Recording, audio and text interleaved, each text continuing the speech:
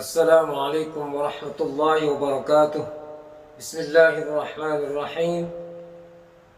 Alhamdulillahi rabbil alamin. Wassalatu wassalamu ala ashrafil anbiya'i wal mursalin, sayyidina wa maulana Muhammad wa ala alihi wa sahbihi wa man ittaba'a hudahu ila yaumiddin.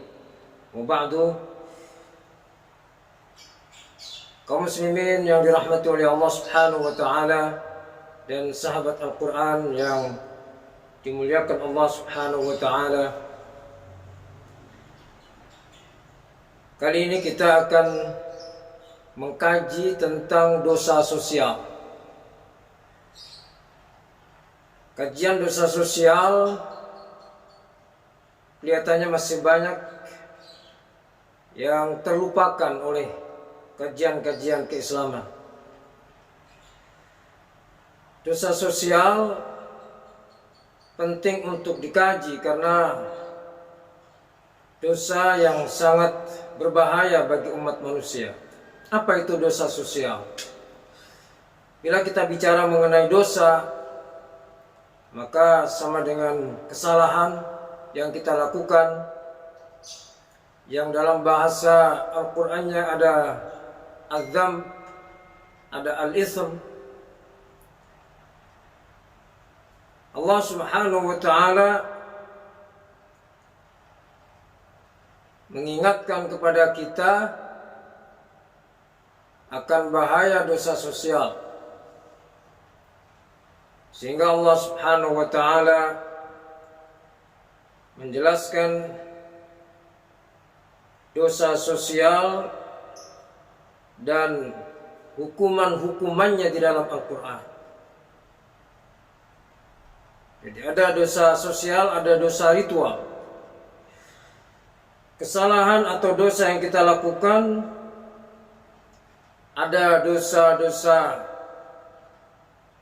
kecil, ada dosa besar. Ada dosa kecil, ada dosa besar. Dosa kecil adalah dosa yang tidak disebutkan hukumannya di dalam Al-Quran. Sementara dosa masuk dalam kategori dosa besar adalah karena ada hukumannya atau dijelaskan hukumannya di dalam Al-Quran. Itulah dosa besar. Sedangkan yang disebut sosial, dosa sosial adalah dosa yang terkait orang lain. Apakah terkait satu orang atau lebih, maka itu disebut dosa sosial. Contohnya apabila kita melakukan kesalahan kepada orang lain,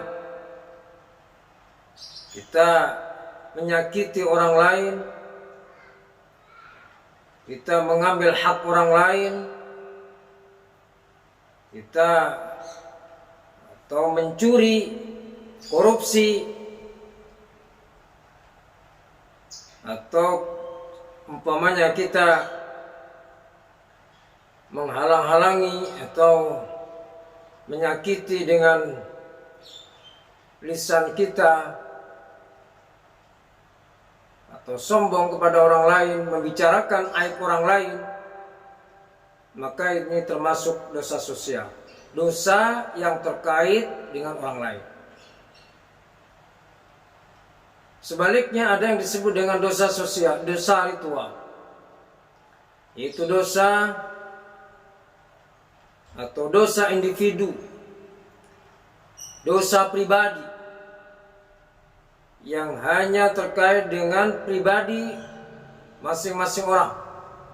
Contohnya umpamanya orang melaksanakan ibadah puasa Ramadan,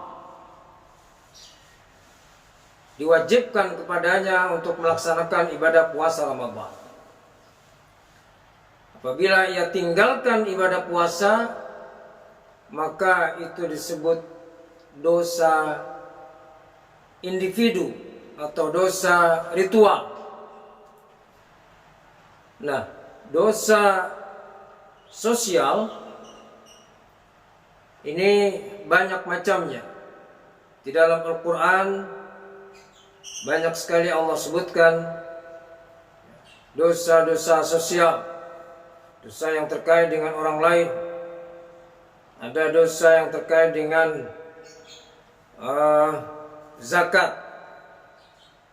A'udzu billahi minasyaitonir rajim. والذين يكنزون الذهب والفضة ولا ينفقونها في سبيل الله فبشرهم بعذاب أليم يوم يحمى عليها في نار جهنم فتكوى بها جباههم وجنوبهم وظهورهم هذا ما كنزتم لأنفسكم فذوقوا ما كنتم تكنزون. صدق الله العظيم. Di antara contoh dosa sosial adalah orang yang mestinya melaksanakan ibadah zakat. Zakat termasuk ibadah sosial. Dia wajib menunaikan ibadah zakat itu. Karena di dalam hartanya ada hak fakir miskin, ada hak orang lain, ada hak mustahik. Tetapi dia tidak melaksanakan, tidak menunaikan zakat. Maka Al-Quran mengancam, menjelaskan tentang ancaman dosa sosial ini. Orang-orang yang menimbun hartanya,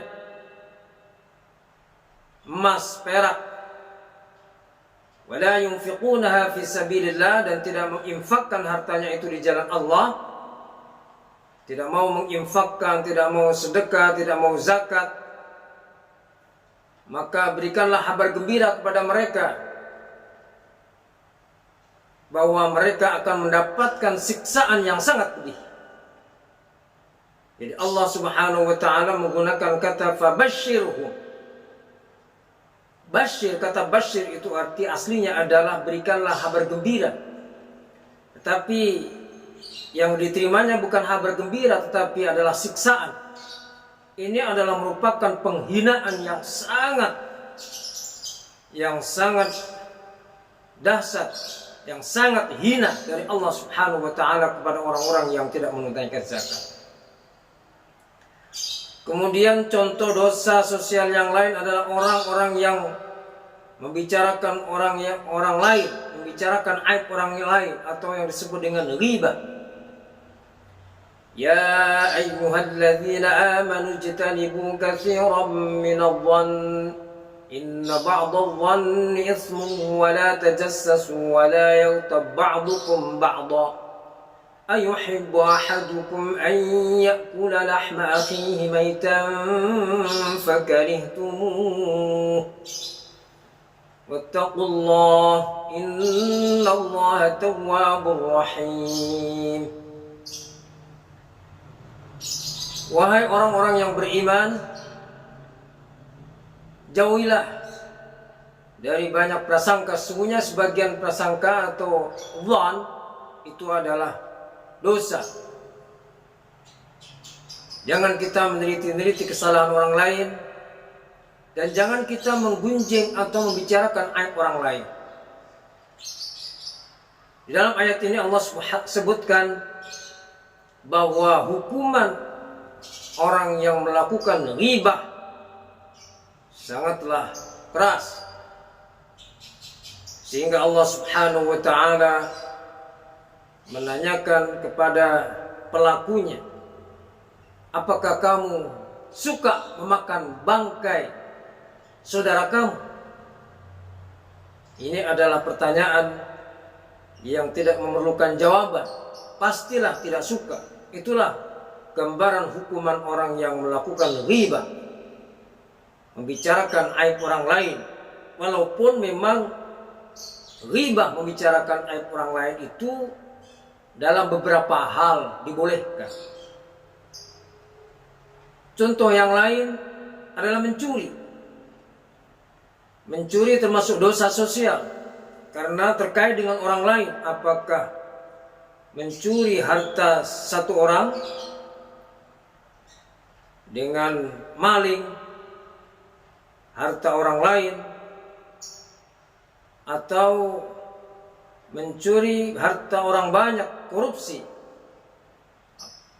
korupsi dana macam-macam, apakah dana kepanitiaan ataukah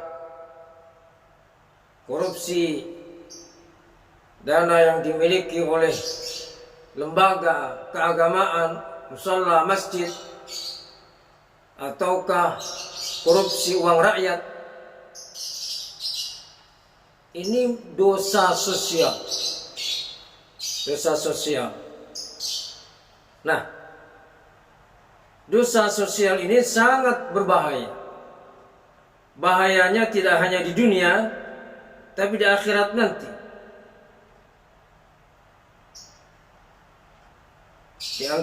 Jadi dosa sosial itu di antara contohnya adalah ghibah, membicarakan aib orang lain, mencuri dengan berbagai macam bentuknya, kemudian menyakiti orang lain dengan lisannya, dengan omongannya, atau dengan tingkah lakunya. Kemudian juga tidak mau menunaikan kewajiban ibadah sosial seperti zakat. Ketika dia tidak mau melaksanakan ibadah sosial, maka dia berarti melakukan dosa sosial seperti zakat, sedekah.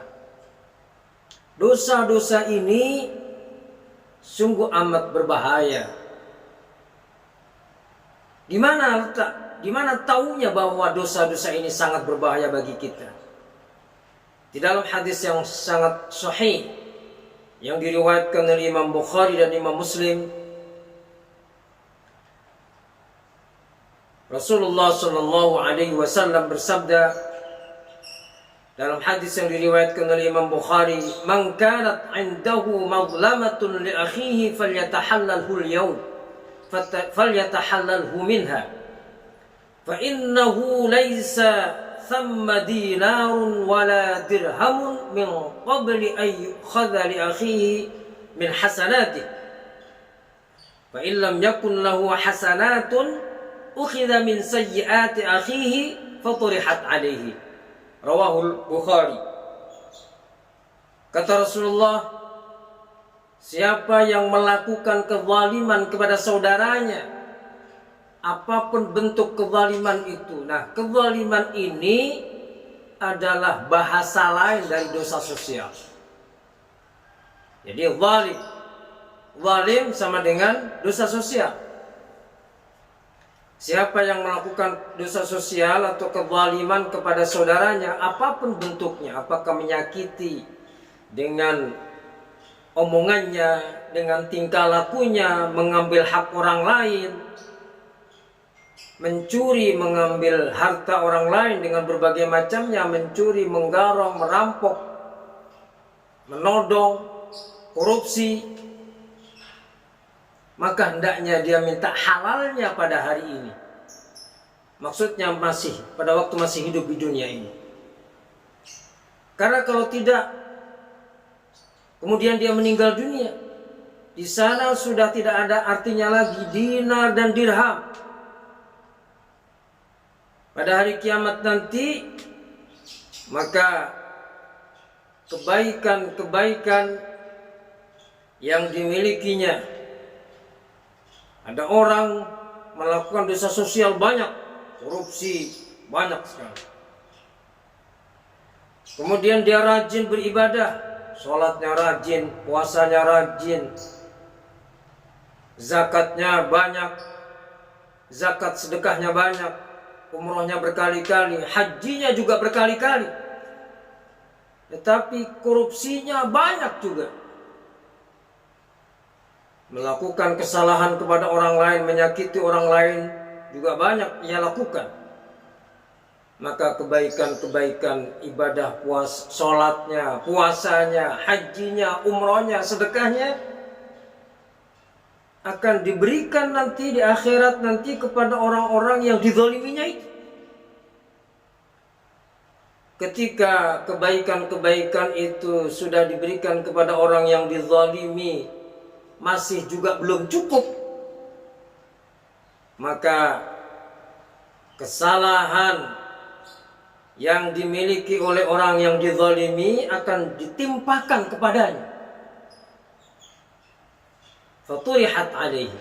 Nah itulah nasibnya orang yang melakukan dosa sosial atau kezaliman pada waktu di dunia. Ini hadis yang diriwayatkan oleh Al-Bukhari, hadis sahih. Sedangkan hadis yang diriwayatkan oleh Imam Muslim menyebutkan, tahukah kamu orang yang bangkrut? Atadruna mal muflis? Qalu al-muflisu fina man la dirham lahu wa la mata'. Faqala innal muflisa min ummati ya'ti yawmal qiyamati bi salatin wa siyamin wa zakatin wa ya'ti wa qad syatama hadha wa qadhafa hadha wa akala mala hadha wa safaka dama hadha wa daraba hadha fa yu'ta hadha min hasanatihi wa hadha min hasanatihi fa in faniyat hasanatuhu qabla an yuqda ma alayhi ukhidha min khutayahum faturihat alayhi thumma turiha fil nar. Rawahu Muslim. Hadis sahih yang diriwayatkan oleh Imam Muslim. Rasulullah sallallahu alaihi wasallam bersabda, tahukah kamu orang yang bangkrut? Kalau orang yang bangkrut di dunia, masalah duniawi, masalah harta benda, pasti kita tahu jawabannya, yaitu orang yang tadinya kaya raya, kemudian bangkrut, hartanya habis karena mungkin bisa untuk menutupi hutangnya, tidak cukup untuk menutupi hutangnya, sehingga dia malah masih punya hutang banyak. Hartanya dijual semua habis, sementara masih punya hutang banyak sekali. Itulah orang yang bangkrut, orang yang jatuh pailit. Tetapi yang dimaksudkan Rasulullah bukanlah demikian. Yang dimaksud orang yang pailit, orang yang bangkrut dari umatku adalah nanti di hari kiamat. Dia sudah membawa banyak pahala sholat, rajin sholat, puasanya banyak, puasa sunnah, puasa Nabi Daud dia lakukan. Zakatnya juga dia tunaikan, tidak hanya zakat, infak, sedekah, banyak. Tetapi dia menyakiti orang lain, mengumpat orang lain, tidak bisa menjaga lisannya, tidak bisa menjaga lidahnya, sehingga banyak menyakiti orang lain, menuduh orang lain, memakan harta orang lain. Makan harta orang lain di sini wa akala mala hada, bisa dengan berbagai macam bentuk. Ngambil mangga dari pohon tetangga tanpa bilang, atau mencuri dengan berbagai macam bentuknya, mencuri, nyopet, garong, nodong, ngerampok, atau korupsi. Korupsi bisa juga korupsi uang rakyat dalam skala besar se-Indonesia, atau skala kecil rakyat se-RT, atau korupsi lembaga, organisasi. Ada satu organisasi yang mengelola uang anggotanya, tetapi dia korupsi uang itu. Ini dosa sosial. Wasafaka dama hadza, dan dia menumpahkan darah, membunuh orang lain. Wa daraba hadza, dia menyakiti orang lain dengan kekerasan. Maka ketika dia punya banyak dosa-dosa sosial seperti itu, kezaliman seperti itu, kebaikan-kebaikan berupa ibadah sholatnya, puasanya, zakatnya diberikan kepada orang yang dizalimi. Diberikan kepada orang yang zalim. Pahala sholat kasihkan orang yang dizalimi. Pahala zakatnya juga dikasihkan sama orang yang dizalimi. Sudah habis umpamanya, masih juga orang lain menuntut karena banyak yang dizalimi, sementara kebaikannya sudah habis. Gak cukup kebaikannya dia berikan kepada orang yang dizalimi. Maka dosa-dosa orang yang dizalimi itu ditimpakan, diberikan kepada orang yang melakukan kezaliman, yang melakukan dosa sosial. Faturihat alaihi thumma turiha finnar. Kemudian dia dicemplungkan, dimasukkan ke dalam neraka. Yang tadinya dia sudah optimis masuk surga, akhirnya dia masuk neraka. Padahal dia optimis karena sedekahnya banyak. Itulah orang yang bangkrut. Begitulah bahayanya dosa sosial, bahayanya kezaliman. Oleh karena itu harus hati-hati betul dalam melakukan dosa yang disebut dengan dosa hak, yang terkait dengan hak adami. Karena apa? Bagaimana cara membersihkan dari dosa sosial ini? Caranya adalah harus kita minta maaf kepada yang bersangkutan. Di dalam riwayat hadis Bukhari tadi disebutkan, falyatahallal, minta halalnya, minta maaf, menjelaskan, saya pernah memakan mangga sampean, ambil dari pohon, saya minta maaf. Atau saya mengambil daun pisang sampean, minta maaf. Nah, bisa kita bayangkan bagaimana orang korupsi uang rakyat dengan meminta maaf sekian banyak orang, bagaimana caranya? Sulit. Oleh karena itu, dosa sosial pertobatannya sangat sulit. Dosa sosial, kezaliman, pertobatannya atau tobatnya itu sulit. Menghapuskan dosanya sulit. Berbeda dengan dosa ritual, dosa meninggalkan puasa, maka kita langsung mohon kepada Allah. Oleh karena itu, tobat dari dosa ada dua macam. Lihat dulu dosanya. Kalau dosa itu dosa yang terkait dengan hakullah, maka rukunnya hanya 3. Yang pertama, kita mengakui dosa, mengakui i'tiraf, mengakui bahwa kita melakukan dosa. Yang kedua adalah kita memohon ampun kepada Allah Subhanahu wa ta'ala, memohon ampun atas dosa-dosa itu. Dan yang ketiga, kita tidak akan mengulangi perbuatan itu lagi. An-nadm, menyesali perbuatan itu dan tidak akan mengulangi lagi. Itulah rukun taubat untuk dosa ritual, dosa individu, dosa umpamanya yang meninggalkan ibadah salat atau puasa.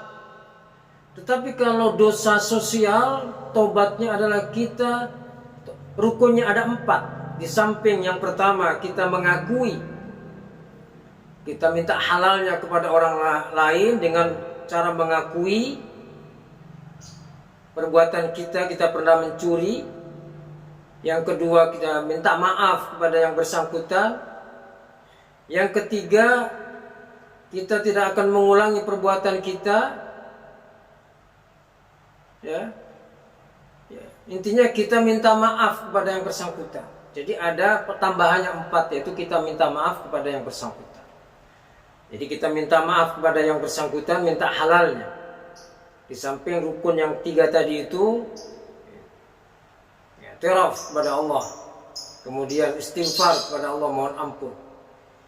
Kalau kita tidak minta halal kepada yang bersangkutan, Allah tidak akan mengampuni dosa kita. Dari mana tahunya? Dari hadis ini. Dari hadis yang diriwayatkan oleh Imam Bukhari dan Imam Muslim. Hadis ini menyatakan bahwa Allah tidak mengampuni dosa sosial sebelum kita minta maaf kepada yang bersangkutan. Walaupun kita korupsi 1 miliar, kemudian yang 1,5 miliarnya 500 juta kita infakkan kepada anak yatim piatu, anak yatim, orang miskin, itu belum bisa menebus dosa korupsi kita uang rakyat yang 1 miliar tadi. Jadi jangan dianggap, jangan diyakini bahwa duit atau harta yang dihasilkan dari yang haram itu bisa disucikan dengan zakat, dengan infak, dengan sedekah, tidak bisa. Sekali haram, tetap haram.